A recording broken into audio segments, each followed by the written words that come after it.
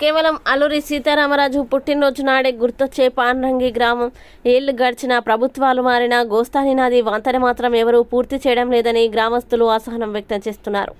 ప్రతి ఏడాది వర్షాలు పడే సమయంలో మాత్రం ఎవరినో ఒకరిని ఈ గోస్తాని నది మృత్యు రూపంలో బలి తీసుకోవడం జరుగుతుంది. ఎంతోమంది ఎన్నిసార్లు వీటిపై ఫిర్యాదు ఇచ్చినా కూడా దీనిని ఎందుకు ఇంకా పూర్తి చేయడం లేదని వాపోతున్న గ్రామస్తులు.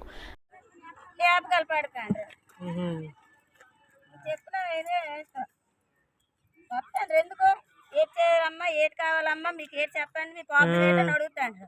తీరమోసి ప్రాబ్లం ఏంటంటప్పుడు దిమ్మకి వెళ్ళి అడిగితే ఇలా మా ప్రాబ్లమ్, మా కష్టం, మా సుఖం చెప్తాను. మా చెప్పినప్పుడు మా చూడాలి కదా, మాకు ఏటి వద్దు, మా ఊరికి ఏటంటే బిజ్జి ఒకటే వేయమంటాను.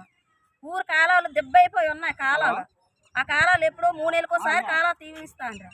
మరి వాటి వల్ల మాకు జబ్బులు వచ్చేవా? అది ఊర్లో కాల ఇవ్వండి అంటే ఊరోళ్ళు భూముల మీద కొగ్గిసారు పుల్లుగాలు. ఆ జట్లమ్మూరు గుడికి వెళ్ళి చూడండి అలాగా.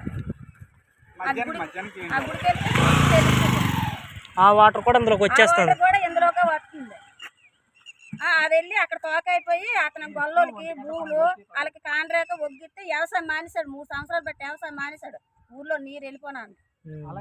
ఒకసారి గుడికాడికి వెళ్ళి చూస్తే తెలుస్తుంది వ్యవసాయం గురించి. ఆ కాలం అంటే ఊర్లోకి ఇవ్వండి అంటే చెప్తాండ్రు కాదు. ఆ కాలం ఎప్పుడో 3 నెలలకోసారి గీళ్ళు చేస్తాండ్రు. ఇంకేటో నేర్చి చెప్తాం బాబు మా కష్టాలు చెప్పి చెప్పి చెప్పి ఎన్ని కొలకొన్నాం. నీ ఇంట్లో ప్రాబ్లం అవుతుంది కానీ నా ఇంట్లోకి రాలేదు కదా. అది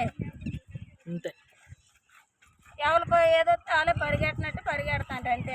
వాళ్ళు ఉన్నంతసేపు ఓట్లు వేయండి కాలు వేయాలి పట్టించుకుంటాను. వాళ్ళ అవసరాలు తీసుకోవద్దని పక్క దూసేస్తాను.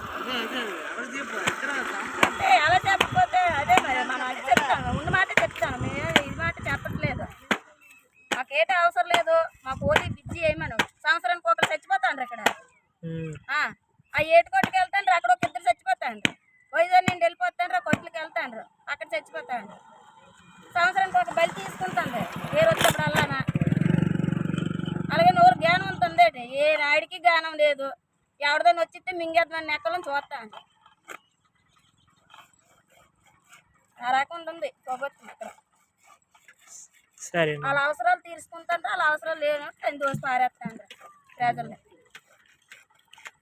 ఇప్పుడు ఈ ప్రభుత్వం వచ్చింది కదా, ఇలేమన్నా చేయడానికి ఏమన్నా ప్రభుత్వం వచ్చింది మరి చూడాలి కదా. మరి ఈ చంద్రబాబు నాయుడు ఏ చేస్తాడని చూడాలి కదా. మరి జగనన్న ఎత్తిన కాబట్టి జగనన్న అందరికీ మేలు చేసాడని చెప్పుకుంటారు. మరి ఆ మేలేంది ఇప్పుడు చూపించాలి కదా. ఆ పదవులు అవన్నీ తీయకంటే ఇతను నడిపించాలి. నడిపించినాడే ఇతను చంద్రబాబు నాయుడు ఫోన్ అతనిలాగే నడిపిస్తాడని నన్ను అనుకోవాలి. మరి ఏది సగం వీళ్ళ బాలింగుల్లో తీసి పారేసినాడు సగం సగానికి. ఇప్పుడు మొన్న డబ్బులు ఇచ్చినాడు గుర్తిస్తున్నాడు తన్నిసుకోండి. అదే ప్రభుత్వం వాళ్ళే పెట్టిస్తే ఏ బాధ ఉండదు కదా. అంతే కదా, వాళ్ళు సాయం చేస్తే బాధ ఏమి ఉండదు కదా. అది మన పిల్లలు లేదు, మా గవర్నమెంట్ డబ్బు కూడా లేదు. అది ఎందుకు మాట్లాడుతానంటే 10 మంది పెట్టాలని ఎక్కడో మేము మాట్లాడతాను కానీ మనకే ఇది లేదు. కోట బియ్యం ఒకటే ఉచితంగా మేము తిన్నాము గవర్నమెంట్ సొమ్ము. మాకు ఏటీ రాలేదు. మాకు 2 బిడ్డలు ఉన్నారు. సరేనమ్మా. అందరికీ నమస్కారం అండి. Welcome to OSG news channel. నేను మీ శివదలయ్.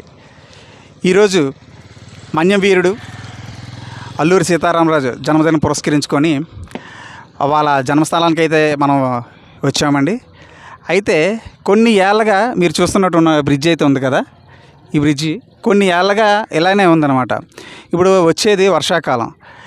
ఈ పాండ్రంగి గ్రామంలో నివసిస్తున్న ప్రజలంతా ఒకేలా అవతల వైపు చేరాలని అంటే వెళ్ళాలి అని అనుకుంటే ఎంత కష్టకాలం అంటే దాన్ని మీరు ఇప్పుడు వర్షాకాలంలో వచ్చి మీరు చూస్తే దీన్ని తెలుస్తుంది అనమాట. మొత్తంగా ఎలా అంటే ఒక లారీనైనా కూడా తోసుకెళ్ళిపోయేంత ప్రవాహము ఈ యొక్క డ్యామ్కి ఉన్నది, ఈ గోస్తాని నదికి. అయితే ఎప్పటి నుంచో గత ప్రభుత్వం కూడా శంకుస్థాపన చేసేసి బ్రిడ్జ్ వేసేస్తామనేసి చెప్పారు కానీ దాని నిర్మాణం అయితే ఇప్పటివరకు పూర్తి కాలేదు.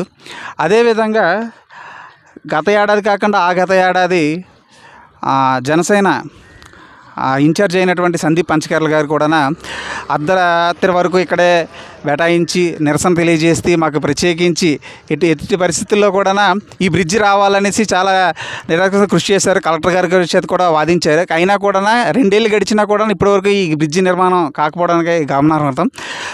ఈ ఏడాదైనా ఈ ప్రభుత్వం మారినందువల్ల వీలైనా ఈ యొక్క బ్రిడ్జి పని